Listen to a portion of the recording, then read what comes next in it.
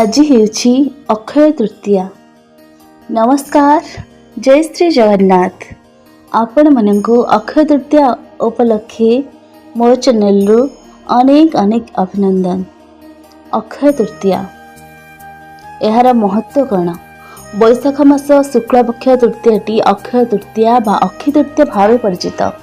नूतन कार्यटी आरंभ करने अक्षय तृतीया होछि पूरा वर्ष मध्य सबुठ शुभ तिथि। एही दिन कौन सी कार्य आरंभ कले ताहा क्षय न होई अक्षीर्ण रही थाए। शुभ दिन मनकरी एही दिन अक्षिमुठी अनुकूल गृह निर्माण, निबंध, विवाह, उपनयन प्रभृति शुभ कर्म मान अनुष्ठित होता है।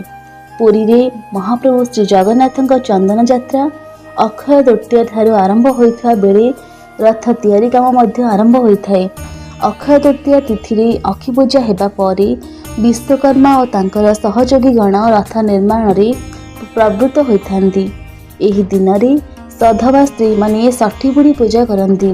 बलदेव जीव मंदिर रे कृषि आराध्य देव हलायुध बलराम और रेवती विवाहोत्सव अनुष्ठित होता है। भगवान विष्णु षष्ठ अवतार परशुराम जयंती, माँ अन्नपूर्णा जयंती और गीत गोविंद रचयिता कवि जयदेव जयंती पालन हुए। बहुत कम समय खोल जाउथुवा बद्रीनाथ धाम एही दिन खोल जाउथुवा विधि रही। पौराणिक दृष्टिकोण ए दिनर महत्व यथेष्ट अधिक। एही दिन को सत्ययुगरु प्रारब्ध दिवस रूपे ग्रहण करा जाइछि।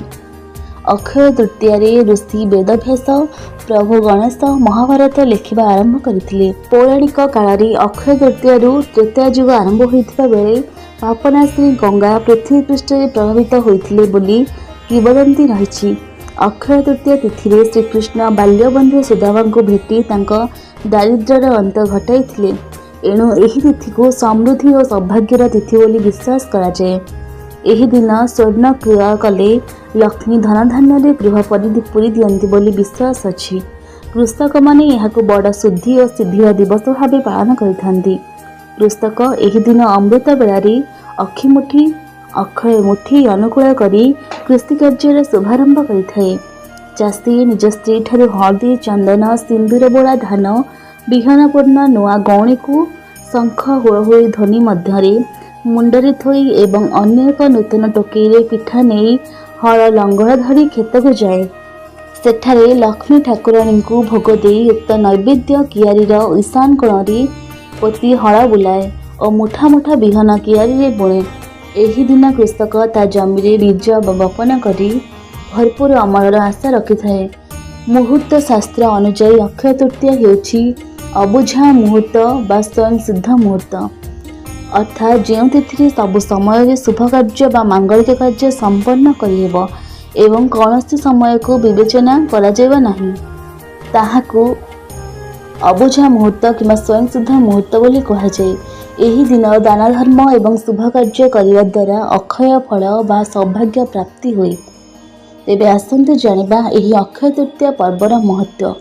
ज्योतिष शास्त्र अनुसार अक्षय तृतीया दिन सूर्य एवं चंद्रमा उच्च राशि रे रहिथांती, जोंथिपाई एही दिनर महत्व आहुरी बढ़ी जाइथाए। भगवान विष्णु षष्ठ अवतार परशुराम जन्मतिथि यहाकू परशुराम जयंती बोली मध्य कहुए। विश्वास करा जाए जे वैशाख मास शुक्लपक्ष तिथि रे माँ गंगा देवी धरापृष्ठ रे अवतरण करथिले।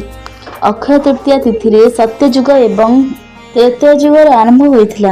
अक्षय तृतीया तिथि दान करिबा शुभ होइଥାଏ। एही दिन पवित्र नदी गुड़िक स्नान करा जाए। एही दिन भगवान विष्णु एवं माता लक्ष्मी विशेष उपासना द्वारा जीवन सुख समृद्धि एवं अक्षय फल प्राप्ति होता है। एही तिथि चारि धाम मध्य बद्रीनाथ मंदिर कपाट खोला रही है।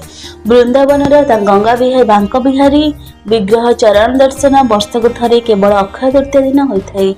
अक्षय तृतीया कृषक समाज पाई एक महान पर्व। यही पवित्र दिन को राज्य सरकार कृषक दिवस भाव घोषणा कर कृषि एवं कृषक को उपयुक्त सम्मान देवा तथा समस्त चाषी भाई मान उत्साहित करने कृषक दिवस पालन मूल उद्देश्य। जय श्री जगन्नाथ।